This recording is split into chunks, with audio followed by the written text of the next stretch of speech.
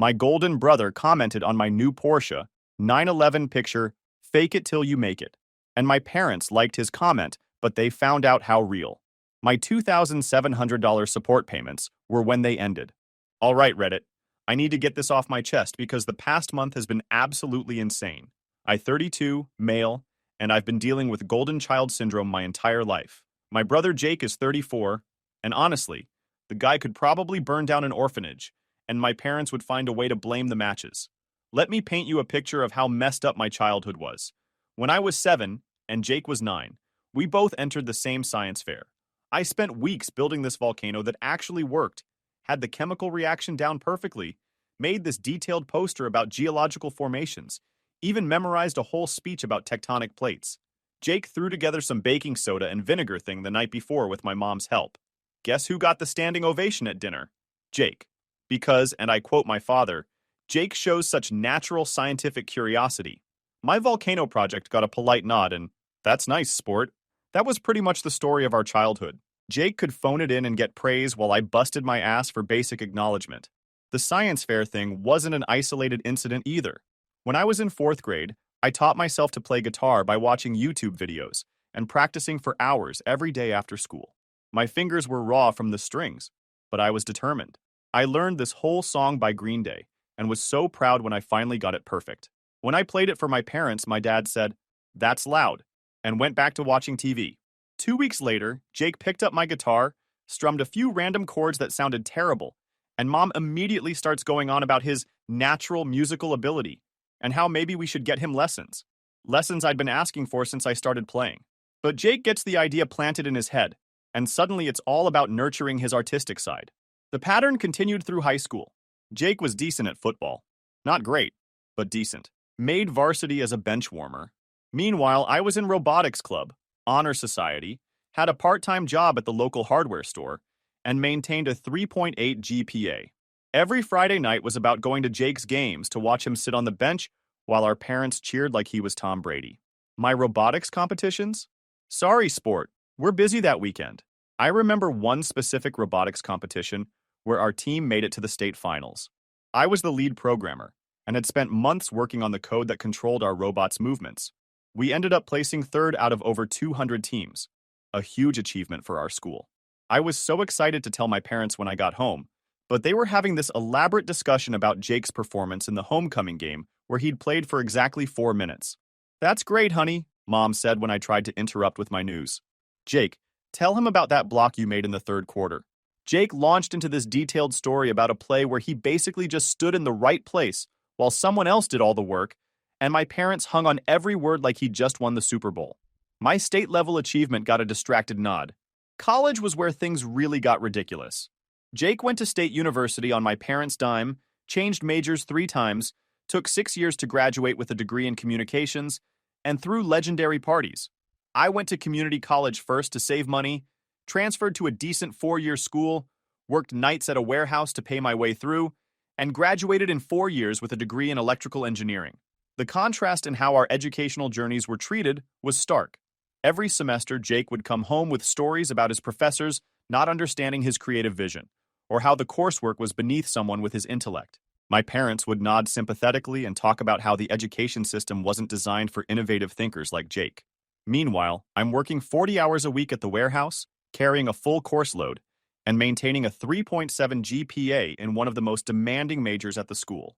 When I made Dean's List 3 semesters in a row, the reaction was, "That's nice, but don't let it go to your head."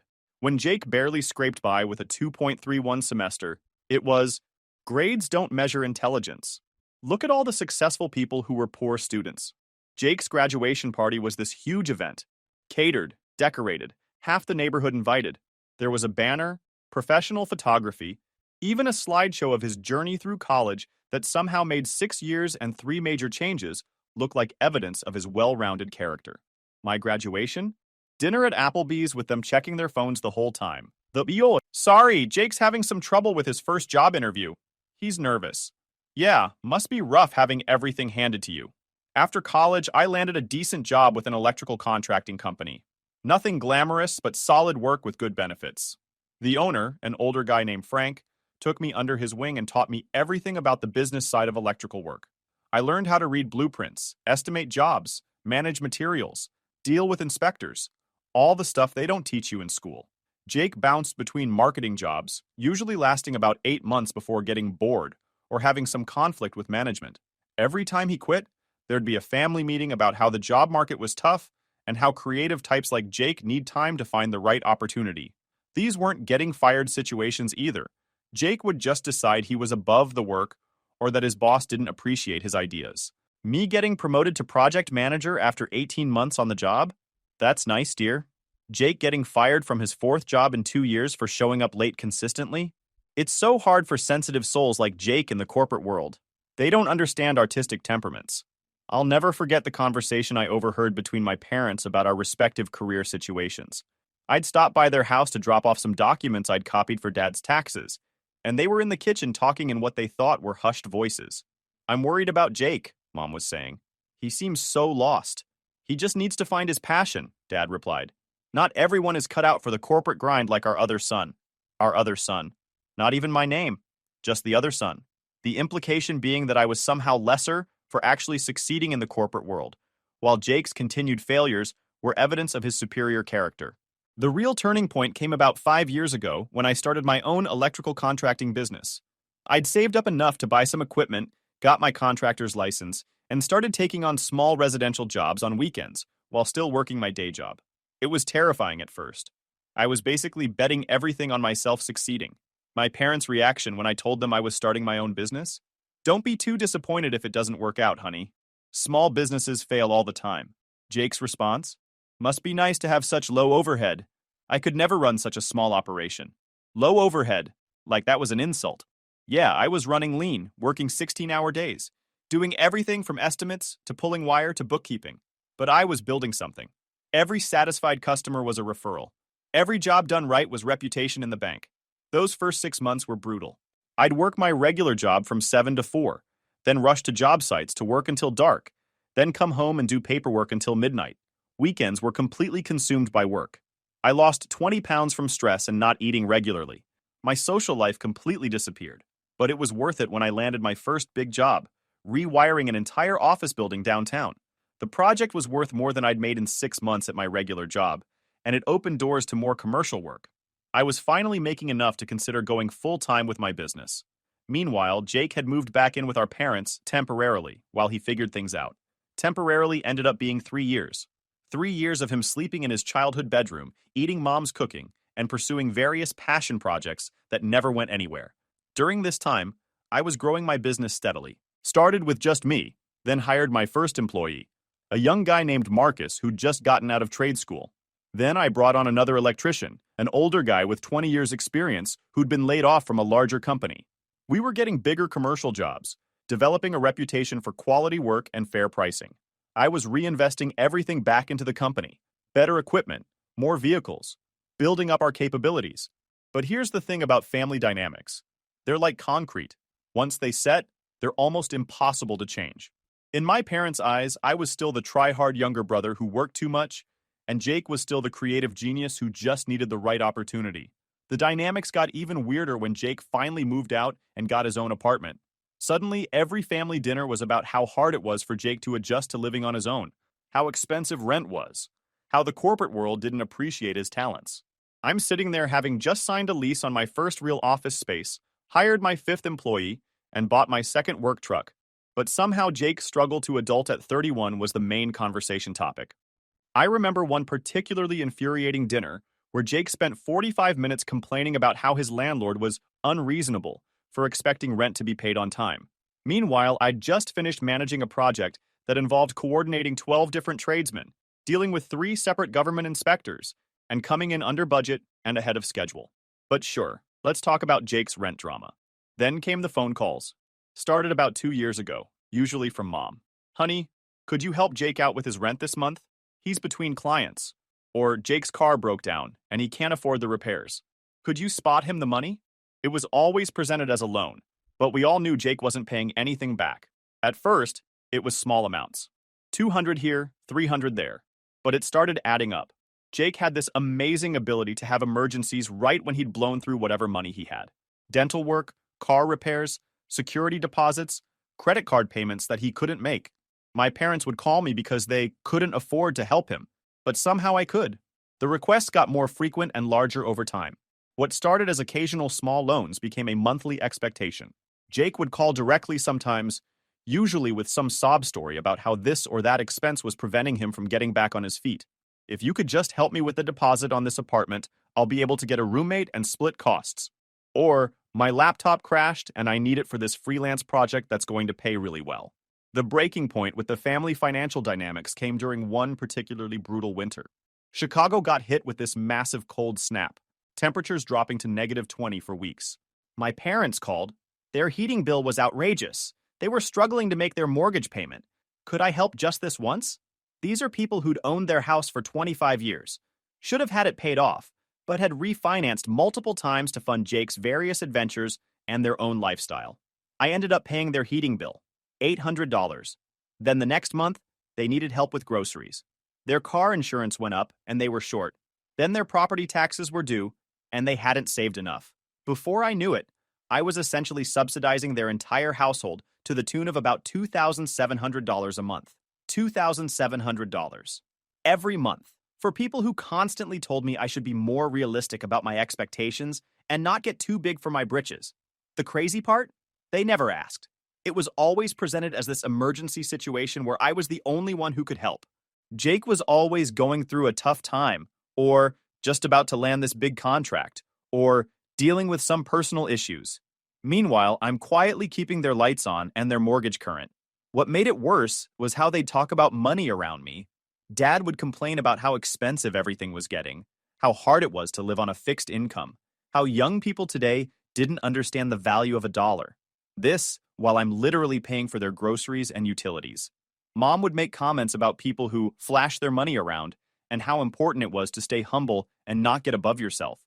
Again, this while cashing checks I was writing to keep their household running. And they wondered why I didn't come around for Sunday dinners as much anymore. The business kept growing, though. We started getting bigger commercial contracts, did some work for the county, even landed a few industrial jobs. I was finally making real money. Not just getting by, but actually building wealth. I bought a house, a nice one in a good neighborhood, got myself some decent clothes, started eating at restaurants where you need reservations. One of the biggest breaks came when we got hired to do the electrical work for a new shopping center. The general contractor had heard about us through word of mouth and gave us a chance on a project that was worth more than I'd made in my first 2 years combined. We nailed it, came in on time, under budget, with zero callbacks or issues. That led to more work with the same contractor, and suddenly we were the go-to electrical outfit for their projects. But I kept it low-key around the family. Experience had taught me that any success I had was somehow threatening to their narrative about Jake being the special one. So I drove my work truck to family events, dressed down, didn't talk much about business. Let them think I was just getting by like everyone else. That changed 3 months ago when I made the biggest purchase of my life, a Porsche 911. Not just any 911, a Carrera 4S in Guards Red with every option I wanted. I'd been dreaming about this car since I was a kid, had a poster of one on my bedroom wall growing up, and finally, I could afford it. The decision to buy it wasn't impulsive either. I'd been planning this purchase for over a year, saving specifically for it. I'd test-driven probably a dozen different cars, compared options, negotiated with 3 different dealers. When I finally found the exact car I wanted at the price I was willing to pay, it felt like the culmination of everything I'd worked for. The day I picked it up from the dealership was incredible. Everything about the car was perfect. The sound of the engine, the way it felt going through the gears, the looks I got at traffic lights. I felt like I'd made it, you know? All those years of 18-hour days and sleeping on the office couch and choosing work over social life had led to this moment. I was so happy that I did something I usually never do. I posted about it on social media. Took a photo of the car in my driveway with the keys in my hand and a huge grin on my face. Caption was simple. Dreams do come true. Hard work pays off. The response from most people was awesome. Former coworkers congratulating me, customers commenting about how I deserved it, friends wanting to go for rides. It felt good to finally share something positive, to let people know that the business was doing well. Then Jake commented, "Fake it till you make it, little bro." 3 words and a laughing emoji that cut right through all my happiness. And then, like a knife twist, I saw that Mom had liked the comment. Then Dad liked it too.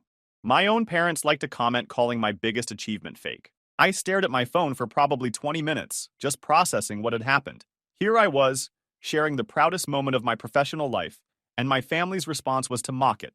Not congratulate me, not ask about the business, not show any interest in how I could afford such a car.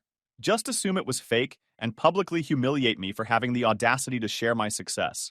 The comments kept coming too. Jake added another one. Must be nice to play pretend.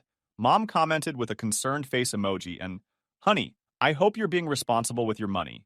Dad chimed in with, remember son, pride goes before a fall. Other family members started piling on. My uncle commented, hope you're not living beyond your means, kiddo. A cousin shared the concerned sentiment. It was like they'd all collectively decided that the only way I could afford this car was through irresponsible financial decisions. I deleted the post, sat in my beautiful new car in my driveway and deleted the post because my own family had turned it into a humiliation session. That night, Jake called me. Hey bro, sorry if my comment seemed harsh. I'm just worried about you living beyond your means. That car must be like $2,000 a month in payments, right? Mom and dad are concerned you're getting in over your head. $2,000 a month in payments. These people thought I'd finance the entire car. The car I'd bought with cash. With money from the business they thought was barely keeping me afloat. Thanks for the concern, I said. But I'm doing fine. Look, I know you want to impress people, but there's no shame in driving a normal car. You don't have to pretend to be something you're not. Pretend to be something I'm not. This from a guy who'd been living off family handouts for years. Quick pause, fellas. YouTube just dropped this new hype feature. If you're hooked on this story, smash that hype button. It tells YouTube this video deserves to blow up, and it keeps even crazier stories coming your way. Thanks so much for your support. All right, back to the drama. Jake, do you have any idea what my business actually does? What kind of contracts do we handle? You do electrical work for houses and stuff, right? It's honest work, but it's not like you're making Wall Street money. Houses and stuff. This guy thought I was still wiring outlets in people's basements. Right. Well, anyway, I appreciate the concern, but everything's fine. Just be careful, okay? Cars like that depreciate fast. You don't want to be upside down on a loan for something that's just going to lose value. I hung up feeling more frustrated than I'd ever been with my family. They were so invested in their image of me as the struggling younger brother that they couldn't accept evidence to the contrary. That conversation was the moment I realized something had to change. I was tired of being the invisible success story, the one who got no credit but carried everyone else's weight.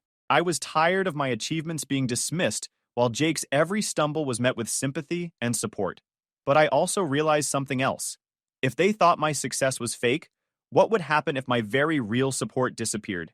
The next morning, I made a decision that felt both scary and liberating. I called my accountant and had him set up automatic transfers for my parents' support to stop at the end of the month. No more $2,700 a month.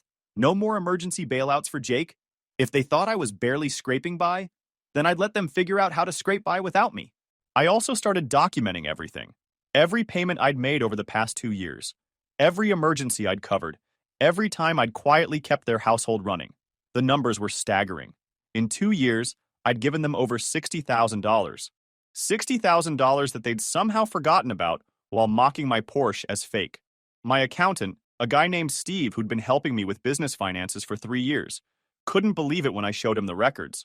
You've been giving them what? Every month? $2,700 on average. Sometimes more when there were emergencies.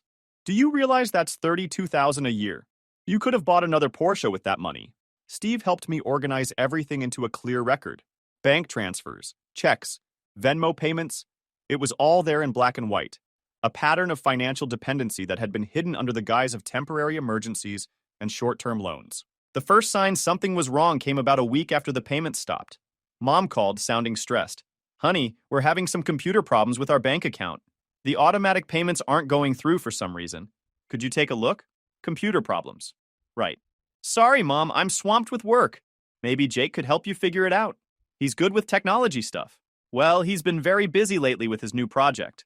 I'm sure he could find the time to help his parents with a computer problem. A few days later, Dad called. Son, we need to talk about something financial. Can you come over this weekend? I could have ended it there.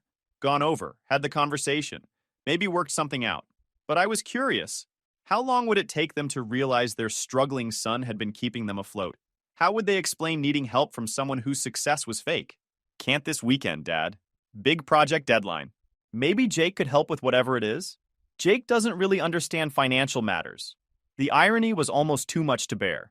Jake didn't understand financial matters, but I was the one living beyond my means with my fake success. 2 weeks went by. Then mom called, crying. Their mortgage payment had been declined.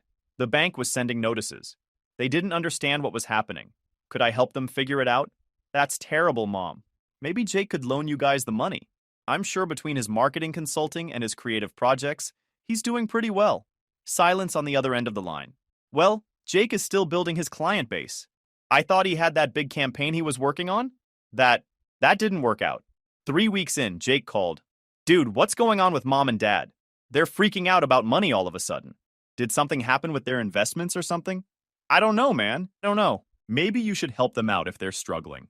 You've got that big marketing campaign you've been working on, right? That fell through.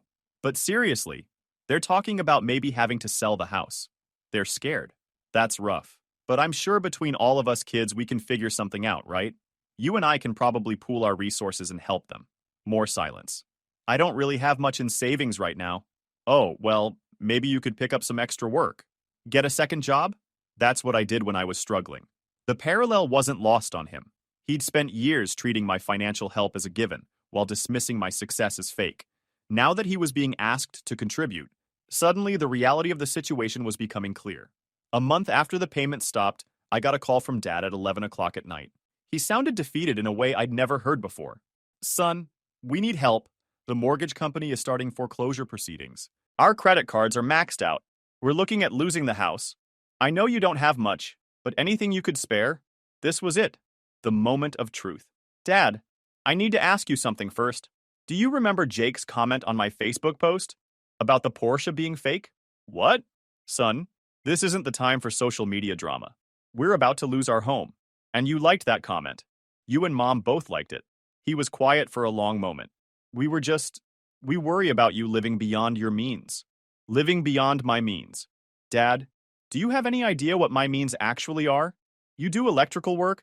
It's honest work, but it's not like you're making a fortune. That's when I lost it. Not angry lost it, but laughing lost it.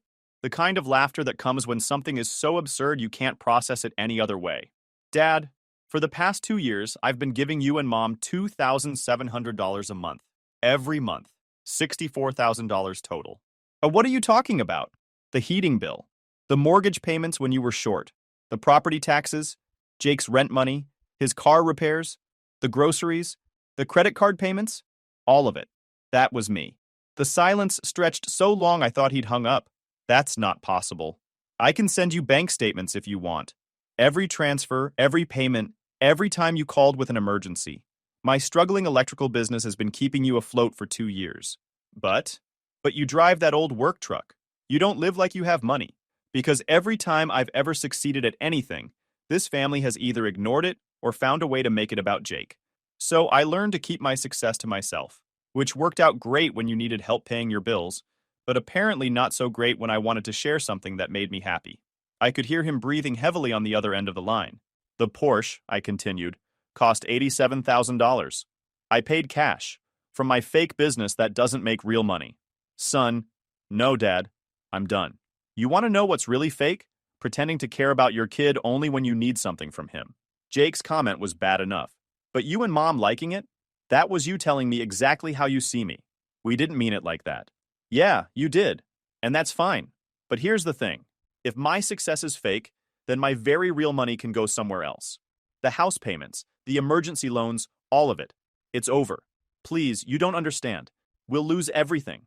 Maybe you should have thought about that before publicly mocking the son who was keeping you afloat. I hung up and immediately felt this weird mix of relief and sadness. Relief because I'd finally said what needed to be said. Sadness because it had taken a financial crisis for them to even acknowledge that I might be successful. The next few days were intense. Mom called crying, apologizing, saying they never meant to hurt me.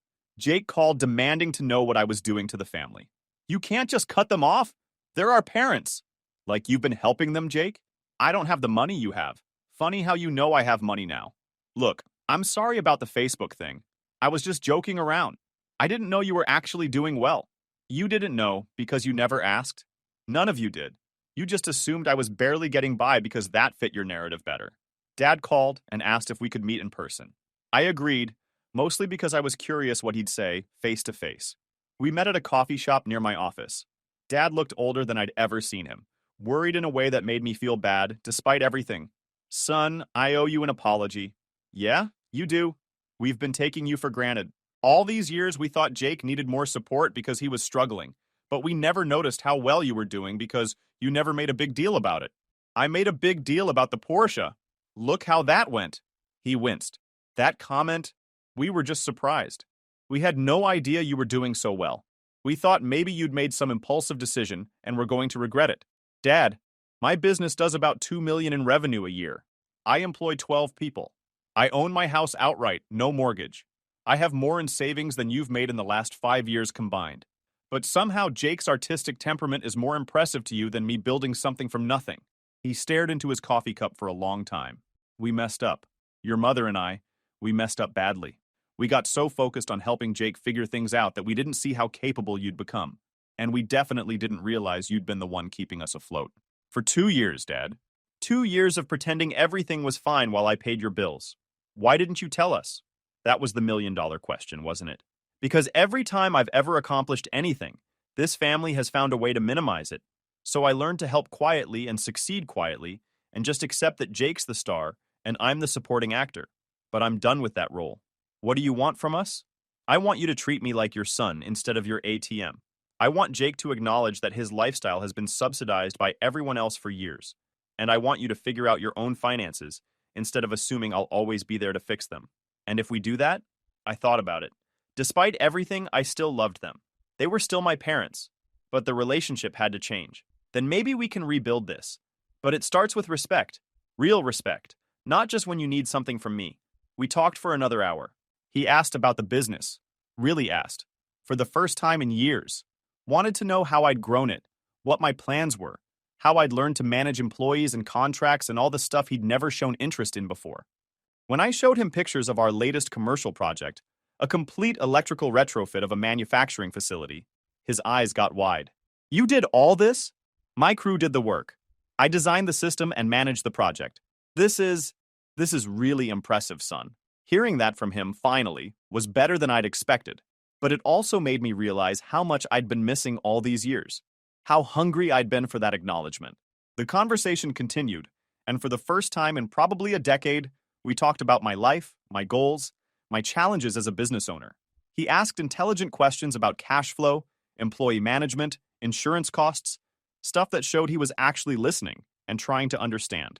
I had no idea it was so complicated, he said. I always thought you just, showed up and did the electrical work. That's the easy part, Dad. The hard part is everything else. Bidding jobs, managing schedules, dealing with suppliers, making sure everyone gets paid on time. Some weeks, I spend more time in spreadsheets than I do with actual electrical work. The family dynamics are still a work in progress. Jake had to get a real job when the family financial support network collapsed. Turns out when nobody's covering your emergencies, you get really motivated to prevent them. He's working for a marketing firm now, actually doing well, and he apologized for the Facebook comment. Said he was jealous and dealing with his own insecurity about not having his act together. The apology conversation with Jake was awkward but necessary. He came to my office one afternoon, looking uncomfortable in a way I'd never seen before. I need to say some things, he started, and I need you to let me get through them before you respond, okay? I nodded. I've been a shitty brother. Not just about the Facebook thing, but for years. I've been coasting on everyone else's support while acting like I was better than the people who were helping me, including you. He took a deep breath before continuing. I didn't know about the money. All the money you've been giving Mom and Dad. I knew they were helping me sometimes, but I didn't know where it was coming from. I just assumed, I don't know what I assumed, that they had more saved than they were letting on. It never occurred to you to ask where they were getting thousands of dollars every month when they're supposed to be on a fixed income. No, it didn't. Because I didn't want to know. It was easier to just take the help and not think about it too hard. At least he was being honest. The Facebook comment was me being an asshole. I saw you with this amazing car, and instead of being happy for you, I got jealous. I've been struggling for years, and here you are buying Porsches with cash. It made me feel like shit about myself, so I tried to make you feel like shit too. Mission accomplished. I know, and I'm sorry. Really sorry. Not just because I need your forgiveness, but because you deserved better from your family. You've been the successful one all along, and we've been too stupid or too proud to see it. That was probably the most mature thing I'd ever heard Jake say. It didn't fix everything, but it was a start. Mom and Dad are learning to live within their means. They downsized to a smaller house, which actually works better for them. Dad got a part-time consulting job to supplement their retirement income. They're figuring it out, which is what they should have been doing all along. The downsizing process was interesting to watch. Suddenly, all the stuff they thought they needed, the big house, the expensive cars, the lifestyle they'd become accustomed to, wasn't so important when they had to pay for it themselves. We should have done this years ago, Mom admitted when they were packing up. This house was too big for just the two of us anyway. I started helping them again, but differently. Instead of emergency bailouts, I set up a system where I match whatever they save each month. If they save $500, I add $500 to their account. It gives them an incentive to budget properly while still providing support. The new system is working well. They're actually saving money now, something they hadn't done in years. And because they have to save first before getting my contribution, they've had to learn to prioritize their spending. The Porsche, by the way, is amazing. I drive it to family dinners now, and nobody comments about it being fake anymore. Jake actually asked if he could take it for a spin last weekend, and I let him. We had a good conversation about how different our paths have been, and how we both needed to grow up in different ways. This thing is incredible, he said, after driving it around the block. I can see why you worked so hard for it. It's not just about the car, Jake. It's about what it represents. Freedom to succeed on my own terms. I get that now, I really do. The business keeps growing. We just landed our biggest contract ever, a complete electrical system for a new office complex downtown. $3 million project that'll keep us busy for the next year. We had to bring on 6 more electricians just to handle the workload, and I'm looking at expanding into industrial automation work.